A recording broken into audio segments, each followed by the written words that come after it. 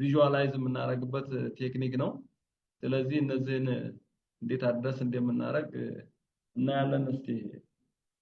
ኦሬዲ እንትኑን ዲስክራይብ ለማድረግ R is already powerful tool for building of graph from simple to most complex one ነው already የምናየው ከሲምፕሉ ወደ አድቫንስዱ ይሄድ እናያለን ማለት ነው really this one is already important part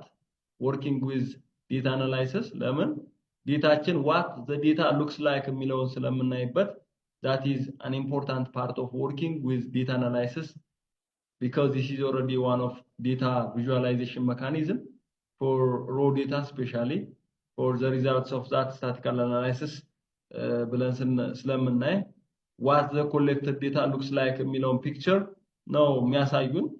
ስለዚህ ይሄንን እንዴት አድርገን አድረስ ማድረግ እንችላለን በአር የሚለውን ነው የምናየው because this one is already depending on data that handling different types of plot or graph that could be an important or relevant one so we can differentiate again the way to plot as well as graph it's depending on the characteristics of variable ልክ እንዲያናላይሱ ግራፍም የትኛው ቫሪያብል ነው የሚለውን መሰረት ያደርጋል ማለት ነው የቫሪያብሉ ካራክተሪስቲክስ የትኛውን ፕሎት የትኛውን ግራፍ የትኛውን ቻርት እንደምንጠቀም ጋይድ ያደርገናል ማለት ነው ስለዚህ እንዲያልኩ ይሄኛው ለምሳሌ ኳንታቲቭ ከሆነ የትኛውን ግራፍ ነው የምጠቀመው ኳሊቴቲቭ ከሆነ ወይም ካታጎሪካል ከሆነ የትኛውን ነው አፕላይ የምናደርገው የሚለው it depending on the characteristics which graph is well fitted or appropriate for our analysis የሚለው በዛ ኮንቴክስት እናያለን ማለት ነው already ስለዚህ ይሄ እንዲያልኩ data analysis by the way it depending on the characteristics of variable ነው because variable is an input በነዛ ዲፔንድ ስለሚሆን እነሱን እናያለን ማለት ነው already የትኛው ለምሳሌ ከካታጎሪካል ዴታ ነው ለምሳሌ ዴታው ካታጎሪካል ኔቸር ቢሆን meaning that the variable value is obtained in terms of classification ቢሆን ማለት ነው categorical in essence the data values are obtained in terms of classification ቢሆን የትኛውን እንጠቀማለን optionally bar chart ልንጠቀም እንችላለን pie chart ልንጠቀም እንችላለን ማለት ነው optionally if the data sets are categorical ከሆነ whereas if the data are quantitative data meaning the variable values are optionally we can get either measuring or counting ሊሆን ይችላል ሜጀር አድርገን በሆነ ኢንስትሩመንት ሜጀር አድርገን የምናገኘው ዴታ ቫልዩ ሊኖረን ይችላል ወይም ካውንት አድርገን ለምሳሌ the number of student in this class ለምሳሌ or the number of children in one family or one household ብናይ ለምሳሌ number ስለሆነ already by counting technique we can get some values similarly weight ለምሳሌ ሊሆን ይችላል CD4 cell ሊሆን ይችላል so ይሄን ሜካኒዝም ስናይ ደግሞ already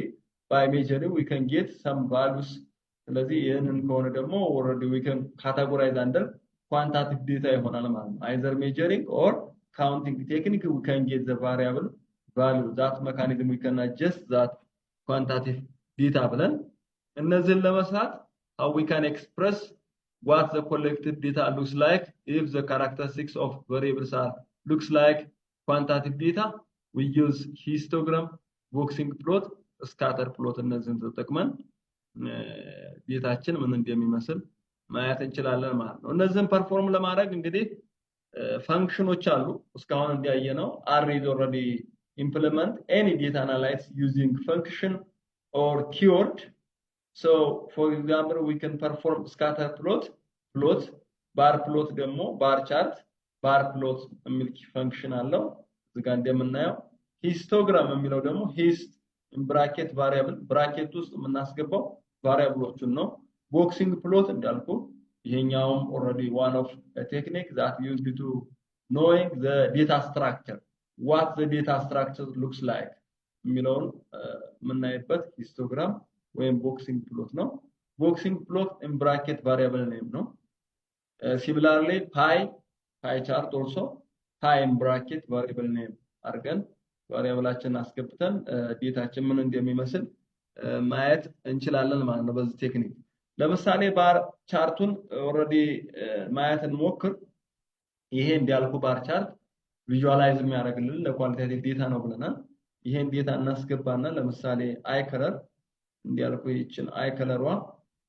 ኦሬዲ በኮድ አድርገነው ነምበሪንግ ቢኮዝ እንዲያልነው ዴታ ሁሉ ጊዜ ኮምፒውተር አንደርስታንድ ባይነሪ ስለሆነ ወደ ኮድ አድርገን ይሄን ኳሊቴቲቭ ቫሪያብሉን በነምበር ብናስገባ ለምሳሌ 1 2 ብለን እስከ 4 አስገባ ነው ዴታችንን ይሄንን ኦሬዲ ሲምፕል ቴብል ለምሳሌ ለመስራት ብንፈልግ ቴብል ኢን ብራኬት ቫሪያብል ኔም ነው የምናደርገው ቴብል ፈንክሽን ነው አር ፈንክሽን ነው በብራኬት ውስጥ ያለው ይሄ ኔም ማለት ነው ይሄ ቫሪያብል ኔም ነው because this is already assigned those value then after that if this is directly used directly by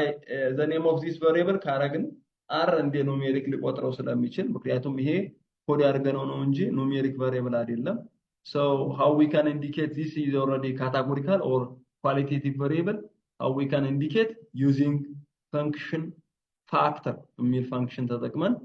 ይሄ ኳሊቴቲቭ እንዲሆነ ለአር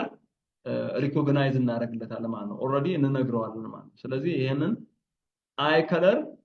ካታጎሪካል እንዲሆነ ለመንገር ከፈለግን እዚች ጋር ፈንክሽን አለች ፋክተር ብለን እንጽፋለን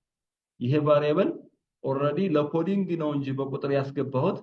ይሄኛው ምንድነው ካታጎሪካል ቫሪያብል ነው እያልኩት ነው ማለት ነው ፋክተር አልኩት then in bracket variable name ይሄ ነው label as አየው label as meaning that one represent for example the first one represent blue ነው one represent two represent already gray ነው three represent brown ነው and four represent green ነው ብዬ ነገርኩት ማለት ነው ሲን የተጠቀምኩት ለምንድን ነው ብዙ ቫልዩዎች ስላሉ c is still it is unimportant because small c is already important to naming as combined you know or concatenate ስለሆነ ከዛ blue gray የሚለው already character ስለሆነ ሁሉ ጊዜ ካራክተርን ስናስገባ ኮቴሽን አለ ማለት ነው ከዛ እዚህ ጋር ለምን ይችን ብራኬት ተጠቀምኩኝ ከአንድ ቫሪያብል ቫልዩዎቹ blue gray የሚሉት ብዙ ስለሆኑ ብራኬት ተጠቅሜ ከዛ ይችን በዚህኛው ብራኬት ዘጋለው ማለት ነው